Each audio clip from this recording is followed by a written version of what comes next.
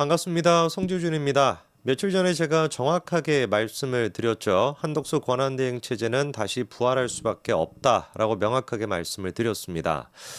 그러면서 자연스럽게 한덕수 권한대행이 믿고 맡겼던 사람, 그런데 결국에 한덕수 권한대행의 뒤통수를 지금 세게 후려쳤던 최상목이 됐거나 이런 사람들은 정리가 될 수밖에 없다. 이런 말씀을 제가 드렸습니다. 오늘 이제 좀 추가적으로 몇 가지를 정리해 드려야 될 것 같은데요.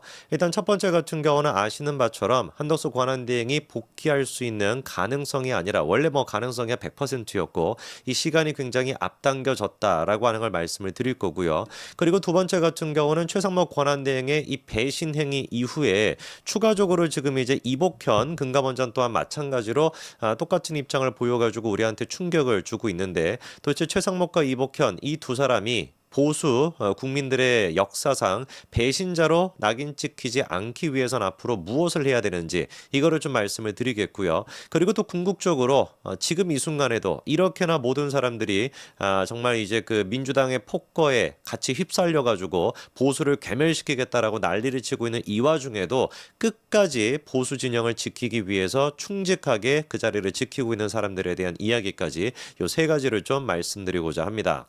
일단 제일 첫 번째로 한덕수 권한대행 체제가 돌아올 수밖에 없는 논리적인 근거가 만들어졌죠. 놀랍게도 이 근거는 누가 만들었습니까? 민주당이 만들었습니다.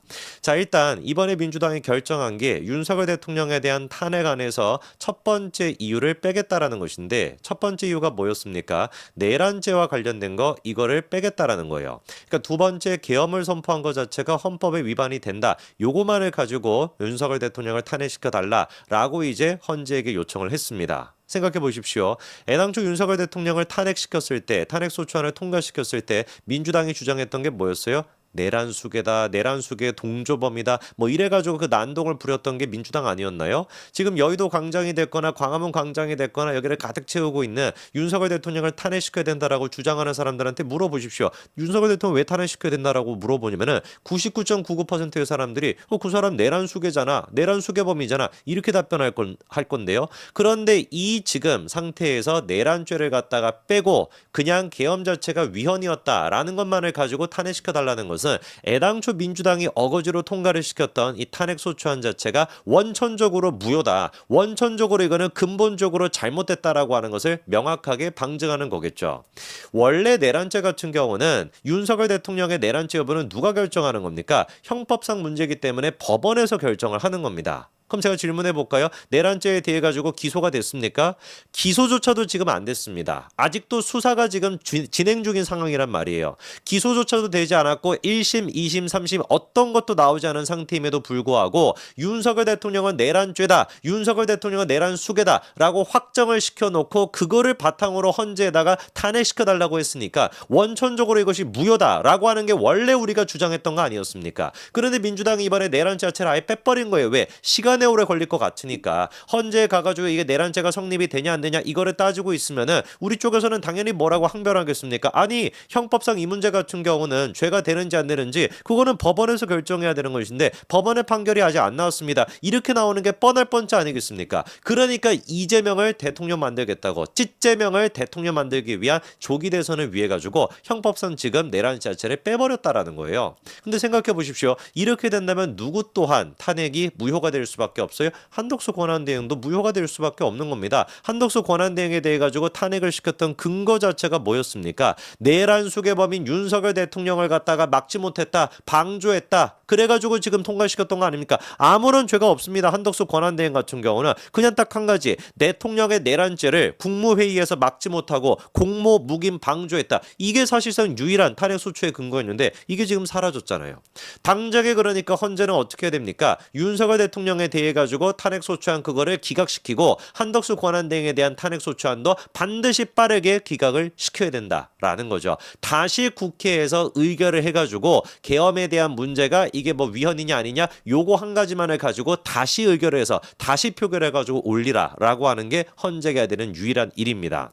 자, 이런 상태에서 최상목 앞으로의 권한대행의 운명이 어떻게 될 것이냐. 당연히 일단 그 한덕수 권한대행이 돌아오게 된다면 최상목 체제는 끝이 날 수밖에 없죠. 우리 우리가 그런데 분노했던 게 뭐였습니까? 헌법재판관을 갖다가 국무위원들과 의논조차 하지 않고 여당과 협의도 하지 않고 자기가 독단적으로 2명을 갖다가 임명했다라는 거, 이게 우리를 분노케 했던 포인트였죠. 이 부분에 대해서 최상목 본인 스스로도 월권이다라고 인정을 했습니다. 그런데 이번에 이창용 한흥 총재가 나와가지고 뭐라고 또 얘기했습니까? 최상목을 비판하는 국무위원들은 고민 좀 하고 얘기하라 라고 하면서 대놓고 이제 최상목 부총리를 갖다가 이렇게 두둔하고 나섰었죠.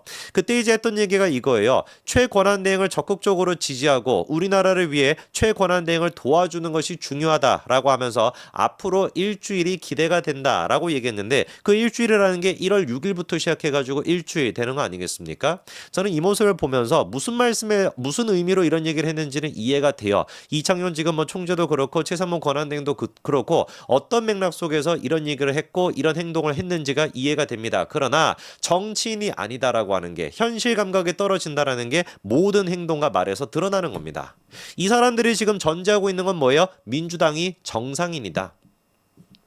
민주당 쪽에 있는 국회의원들이 정상인이다라고 하는 걸 전제하는 상태에서 하는 얘기 아닙니까? 설마 최상목이가 헌법재판관을 2명까지 임명했는데 설마 최상목을 갖다가 탄핵시키겠어? 라고 하는 근거에서 그거를 전제로 해놓고 얘기하는데, 그 전제 자체가 잘못됐다라는 겁니다. 수백 번 수백만 번 제가 얘기했던 게 뭡니까? 민주당 저것들은 인간이 아니다. 민주당 지금 저것들은 국회의원도 아니란 말이에요. 대한민국을 위해 가지고 1%도 고민하지 않는 인간들이 저 인간들입니다. 99% 모든 것들을 갖다가 뭐를 위해서만 생각하는 것들이에요. 이재명을 대통령 만들고 이재명을 위해서만 생각하는 것들이 저것들인데, 이재명을 대통령 만들 수 있다라고 한다면, 조기 대선을 위해서라고 한다면 최상목이 됐거나 다음에 무슨 뭐 교육부 장관이 됐거나 누구든지 간에 국무위원 5명을 싹 다 탄핵시킬 수 있는 게 그게 민주당입니다. 그러니까 제가 답답해하는 거예요. 이복현 금감원장 같은 경우는 이번에 공개적으로 최상목을 또 지지했다라고 하는데 경제를 위해 가지고 한다, 이해가 됩니다. 그러나 이런 모습들이 제가 느끼기에는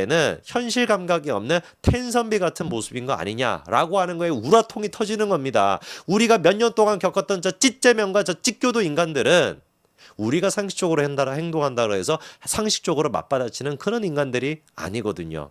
이번에 이제 보니까 대번에 윤석열 대통령에 대한 체포영장 이거를 집행하기 위해 가지고 야 6당 전부 다 이제 모여가지고 최상목을 지금 압박하고 있더라고요. 내란 공범 경호처장 직위해제 체포해야 되고 최상목이 지위를 책임져라, 이렇게 지금 얘기하고 있습니다. 대통령 경호처에 대해 가지고 권한대행이기 때문에 그 권한이 있고, 그래서 대통령 경호처가 이렇게 윤석열 대통령 맡고 체포영장을 맡고 있는 이거를 이제 뭐 협조를 좀 하도록 해라, 이렇게 지금 요구하고 있고, 공수처 또한 마찬가지로 최상목 권한대행한테 체포영장 집행에 응하라, 뭐 이런 식으로 지금 이제 명령을 요구하고 있다라고 해요. 자, 그런데 여기서 우리가 생각해 봐야 되는 것이, 최상목 권한대행은 명백하게 이해를 해야 됩니다. 지금 권한대행으로서 본인께서 행사한 거에 대해서 법과 원칙에 따라서 사람들이 움직이고 있습니까? 법과 원칙을 생각하시고 경제를 살리겠다라고 하는 목적에서 헌법재판관 2명을 임명하셨잖아요. 그런데 그 뒤에 최상목 권한대행이 지금 명령을 내렸던 게 뭐였습니까? 대통령 권한대행으로서 명령을 내렸던 게 뭐였어요? 경찰청장 직무대행에게 연락하셨죠. 경찰청장 직무대행한테 연락을 하셔가지고 경호처장 명령에 따르라 라고 명백하게 최상목 권한대행이 명령하셨죠. 그런데 그거에 대해 가지고 경찰청장 직무대행의 반응은 뭐였습니까? 명령을 따르지 않겠습니다 아니었습니까? 이걸 이미 겪으셨잖아요. 이 나라가 지금 미쳤다니까요.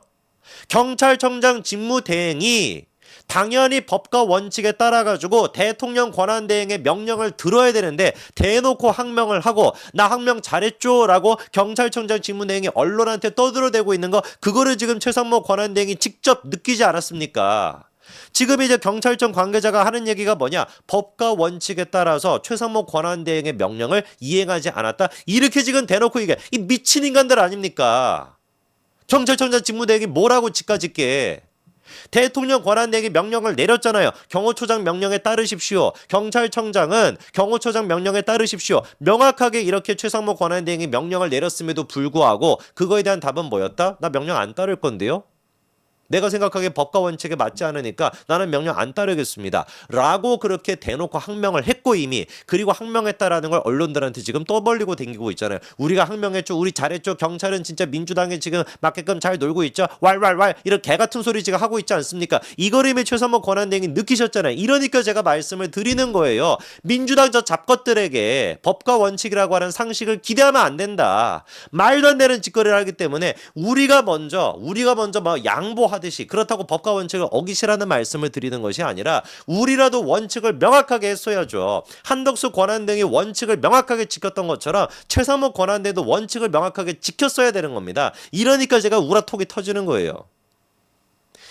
지금 뭐 경호처장이 됐거나 경호차장이 됐거나 민주당 쪽에서 이미 고발 조치를 했죠. 그럼에도 불구하고 끝까지 지금 박종준 경호처장이 됐거나 김성훈 경호차장이 됐거나 뭐라고 얘기합니까? 우리 잘못한 거 없다. 우리는 경호법에 맞게끔 원칙을 지키고 있는 것이다. 경찰 조사 또한 마찬가지로 불응하겠다는 입장을 정확하게 밝혔잖아요. 이게 지금 우리한테 필요하다라는 겁니다.